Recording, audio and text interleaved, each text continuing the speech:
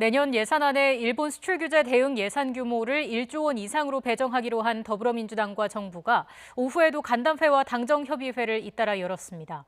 국내 대기업 싱크탱크와 함께 산업계 피해 상황을 점검하고 청와대와 함께 일본 수출 규제에 대한 대응 방안을 점검하며 다각도로 대응한다는 방침입니다.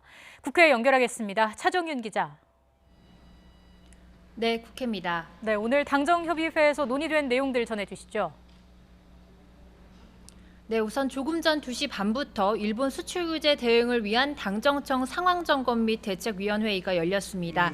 민주당 이인영 원내대표를 비롯한 여당 지도부가 참석한 가운데 정부에서는 성인모 산업통상자원부 장관, 또 청와대에서는 김상조 청와대 정책실장이 자리에 나왔습니다.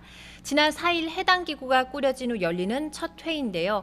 민주당 당내 일본대책특위위원장인 정세균 전 국회의장이 좌장을 맡았는데 한일 관계 갈등에 대한 종합대책을 마련할 것으로 보입니다. 이에 앞서 2시쯤에는 당정이 삼성과 현대차, SK와 LG 등 국내 4대 그룹의 싱크탱크 경제연구원과 함께 긴급 정책 간담회를 진행했습니다. 당정은 일본 수출 규제와 관련한 산업계의 피해 현황과 건의사항을 청취한 뒤 정책에 적극적으로 반영하겠다는 계획입니다. 또 오늘 오전 더불어민주당과 정부는 국회에서 비공개 회의를 열고 내년도 예산안 편성 방향과 관련해 논의하기도 했습니다. 민주당 윤관석 정책수석 부의장은 예산 당정협의회가 끝난 뒤 기자들과 만나 내년 예산은 경기 대응과 혁신 성장 뒷받침을 위해 확장적인 재정 운영 기조를 가져가기로 했다고 밝혔습니다.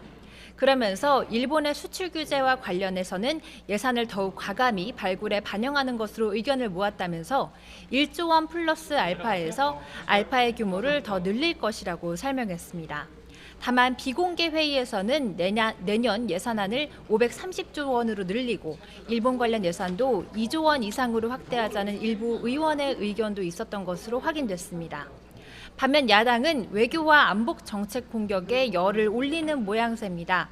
한국당 조경태 최고위원은 오늘 아침 라디오 프로그램에 출연해 최근 북한이 청와대를 향해 굴욕적인 발언을 했는데 아무런 반응을 하고 있지 않는다면서 국민이 이 정권의 안보관을 믿지 못하고 있다고 지적했습니다.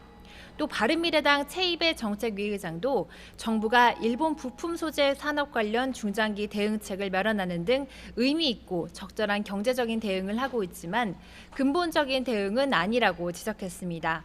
그러면서 내일 열리는 일본 수출 규제 대응을 위한 민관정 협의회 2차 회의에서는 경제 문제뿐만 아니라 외교적인 문제도 함께 논의해야 한다고 강조했습니다. 지금까지 국회에서 전해드렸습니다.